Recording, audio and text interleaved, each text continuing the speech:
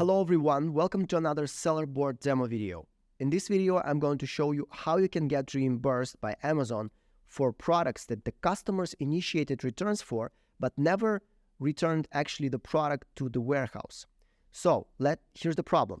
As you may know, when a customer initiates a refund, he gets reimbursed by Amazon automatically, and you as the seller get charged.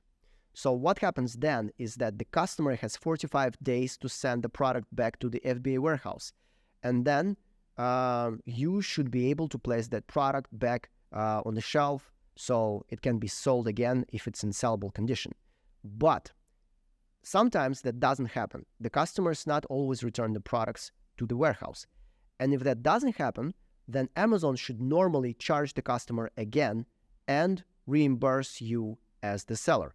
But again, this doesn't always happen for some reason.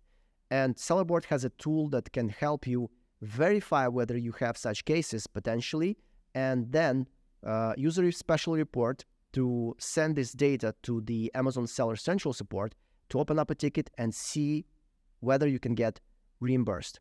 But before we jump into the tool, I want to show you the whole process of the return on several slides. So let's see that and then jump into Sellerboard.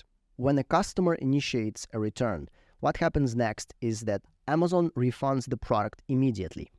Then Amazon charges you as the seller, and the product should arrive to the FBA warehouse within 45 days from the initial process of refund. Then the product is qualified as sellable or unsellable at the FBA warehouse. And at the end, the stock is updated.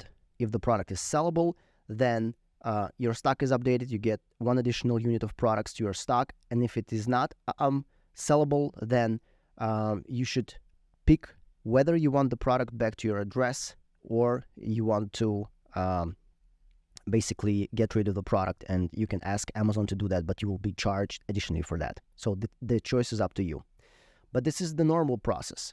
So if that doesn't happen, there's an additional scenario. So when the customer doesn't send the unit back to Amazon, what happens then? Basically the same first steps. The customer initiates a return, Amazon refunds the product, then Amazon charges the seller, basically you again, but the customer doesn't send the product back to Amazon. So Amazon waits 45 days to receive the product.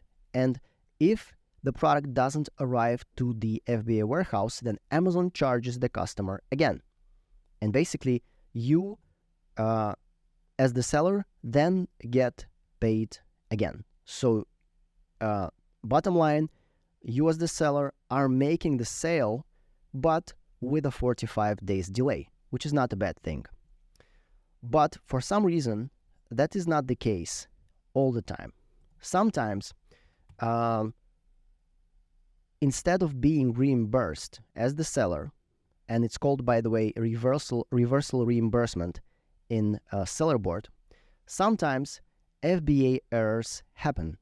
So the scenario goes like this.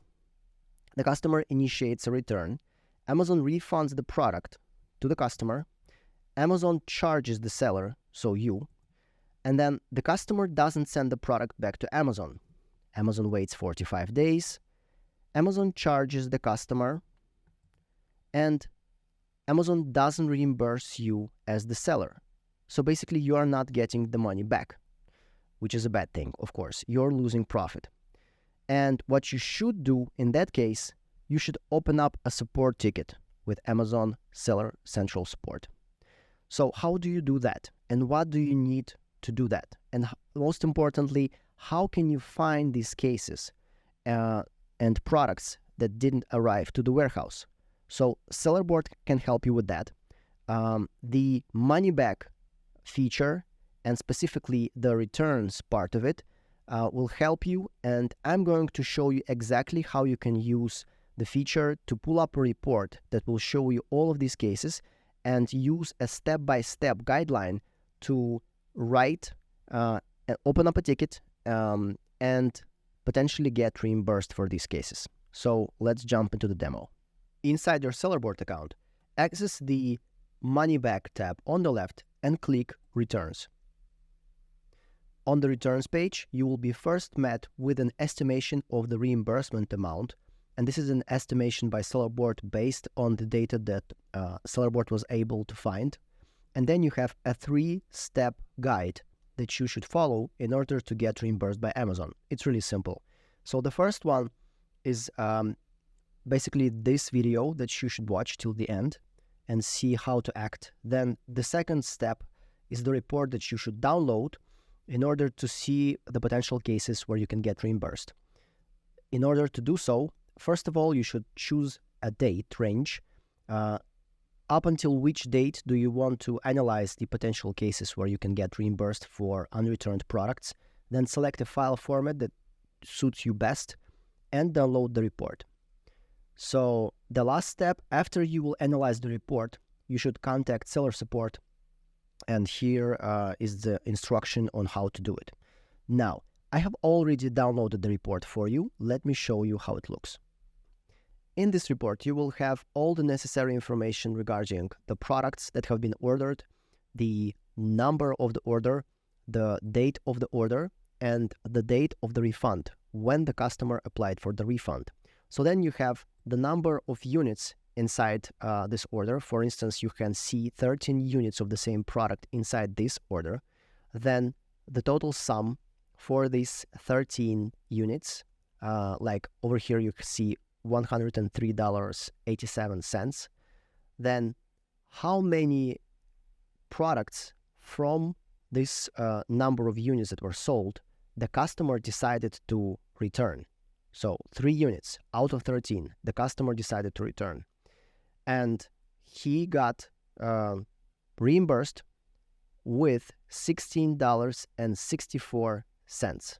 So the buyer, the customer, was refunded with $16.64. Then here is the total amount of units received at the warehouse. As you can see, the customer, despite the fact that he was reimbursed with this sum of money, he didn't return any products to the warehouse. And the next column shows us the number of days since the claim. This means that 501 days passed since the customer applied for the refund, right? And we know that it only takes 45 days for Amazon to consider that the product didn't arrive at the warehouse. So obviously, this is a case where Amazon should have reimbursed you as the seller with the total sum that the initial purchase was made for these 3 products. So basically, $16.64, because this is the value of the products that have been refunded to the customer. Then you have the reimbursed cash, that is 0. Reimbursed cash to you, the seller. This means that no cash was reimbursed to you. And reimbursed inventory. This means that no inventory was reimbursed to you as the seller. So as the seller, you would ideally want at least one of these 2 columns, to have some values in it. Either you want the cash or you want the inventory. If none of this happened, that means that you can potentially get reimbursed with $16.64 by Amazon. And the last column here is the status. So you can see that for this particular product and order, the items are missing, so please check, right? Most of these cases are in red because they have the same status, but the last one is a little bit different. Over here, we also have a product that was ordered, then it was refunded with $6.71.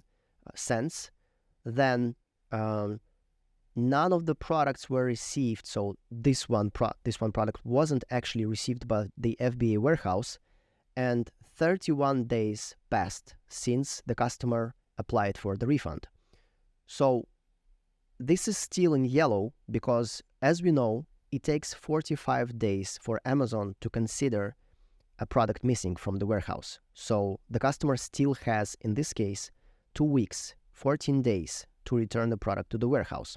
So this is the status. We are still waiting for the product to arrive.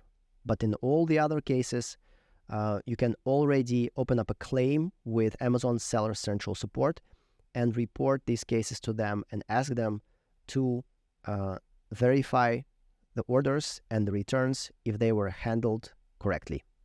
So how do you do that? Let's switch back to this returns page. You have a screenshot attached here and a short guideline how to open up request order reimbursement ticket with Amazon Seller Central Support.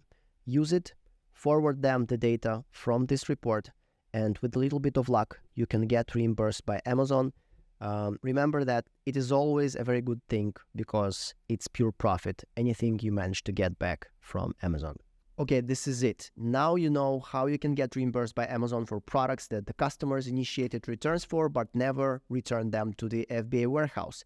I hope that this was helpful. If you have any additional questions, please reach out to us via the chat in Sellerboard or via email. See you in the next video. Bye.